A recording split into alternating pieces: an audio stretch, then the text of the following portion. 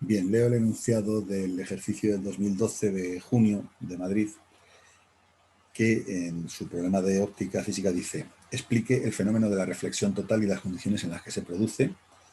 Eso es el apartado A, que es un apartado semiteórico, y el apartado B dice: calcule el ángulo a partir del cual se produce reflexión total entre un medio material en el que la luz se propaga a una velocidad v, en el medio va a ser 1,5 por 10 elevado a 8 metros por segundo, y el aire, es decir, de este medio pasa al aire. De este medio pasa al aire. Tenga en cuenta que la luz de su propagación pasa del medio material al aire. Bien, en principio vamos a explicar qué es el fenómeno de la reflexión total o en qué condiciones se produce este fenómeno de la reflexión total. El fenómeno de la reflexión total se da cuando la luz pasa de un medio, o un rayo de luz pasa de un medio a otro en unas circunstancias concretas, y son estas. El rayo que incide por el medio 1 lo que hace es separarse de la normal en el medio 2, es decir, el ángulo refractado es mayor que el ángulo incidente. Es decir, el ángulo refractado es mayor que el ángulo incidente. Para que esto ocurra, ¿qué tiene que suceder? Pues tiene que suceder que la velocidad en el medio 2, la velocidad en este medio, donde el ángulo refractado se abre más que el ángulo incidente, tiene que ser mayor que la velocidad en el medio 1. O esto ocurre también cuando el índice del medio 1 es mayor que el índice del medio 2. Es decir, se puede producir el fenómeno de la reflexión total cuando un rayo pasa de un medio con índice n1 a un medio con índice n2 en las condiciones de que el medio n1 sea mayor que el n2.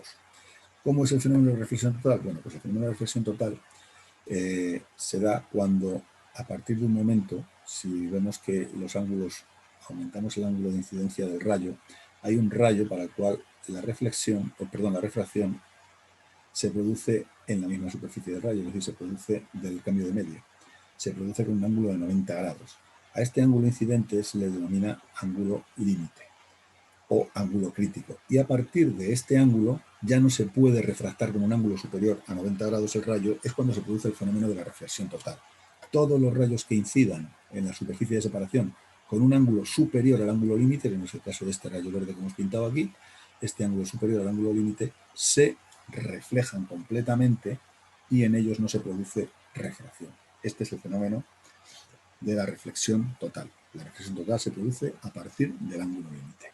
En el caso que nos han expuesto en el apartado B, nos dan la velocidad del medio y nos dice que si se produce entre este medio y el aire, si se produce reflexión total. Hombre, viendo la velocidad de la luz en el vacío o en el aire, que es la misma, y que nos la dan, que es 3 por 10 elevado a 8, claramente se ve que nosotros vamos de un medio con una velocidad menor a un medio con una velocidad mayor, que es lo que se tiene que producir.